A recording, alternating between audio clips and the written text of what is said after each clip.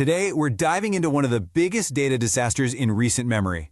A story that really gets to the heart of a modern truth. Your data can be your greatest asset, but it can also be a massive strategic risk. And honestly, there's no better case study for this than what happened at Equifax.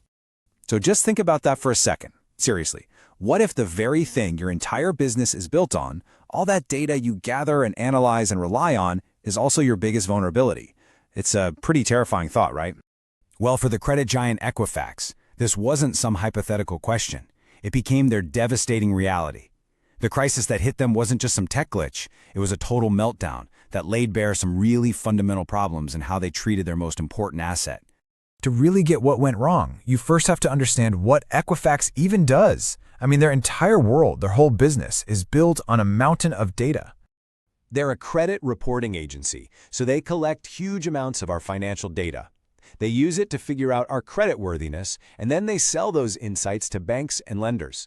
The whole thing runs on massive data processing and, of course, predictive analytics. So for them, the quality and the security of that data, well, it isn't just important, it's everything. So, when it all went sideways back in 2017, it was really easy for everyone to just call it a data breach. But you know what? That label doesn't even begin to tell the whole story. The problem was way deeper than just a simple hack. The real problem here was a data governance failure. And this is a super important idea. We're talking about a complete breakdown across the organization in how they manage the quality, security, and really the strategic value of their data. Think of it this way. It's not about one broken lock on a door. It's like they never had a blueprint for the house in the first place.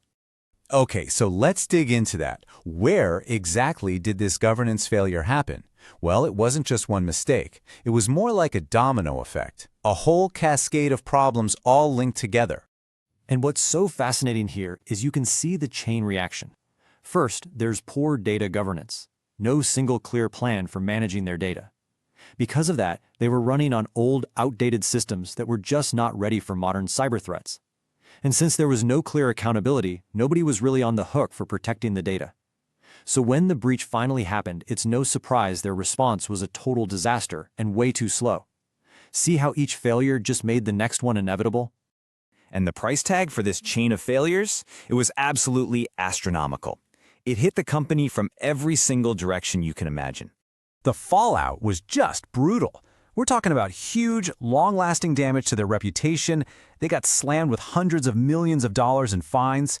But maybe the worst part, the most damaging consequence, was the complete and utter loss of customer trust.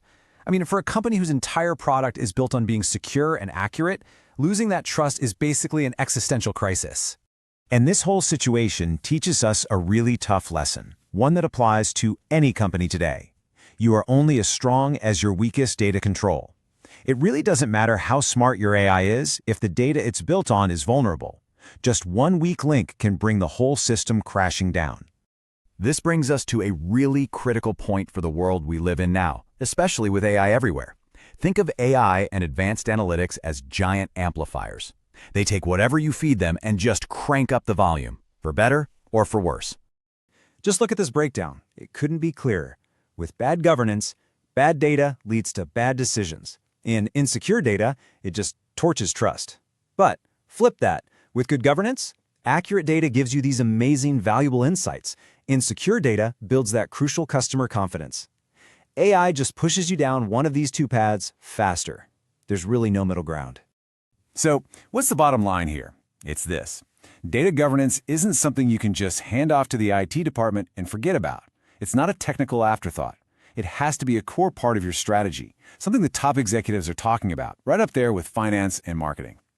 Okay, so with all that said, what are the big lessons we should take away from this mess?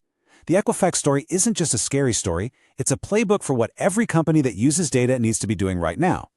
Here are the 4 big ones. First, data quality and security have to be top-level strategic priorities, period. Second, your rules for governance have to be written down and crystal clear so everyone knows how to play.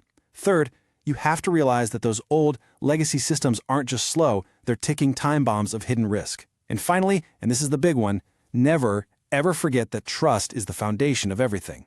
Without it, your data-driven business model is pretty much worthless. This quote right here just says it all, doesn't it? Equifax's failure wasn't that it wanted to use data. Their failure was not taking seriously and not managing the huge risks that come along for the ride. And in the age of AI, that's a distinction that can make or break you. Which brings us right back to that first question. So now I'm asking you to think about your own organization, your own work. Is your data a well-managed, secure asset that's creating real value? Or is it a ticking time bomb, a liability just waiting to cause a disaster? How you answer that question is probably going to define your future.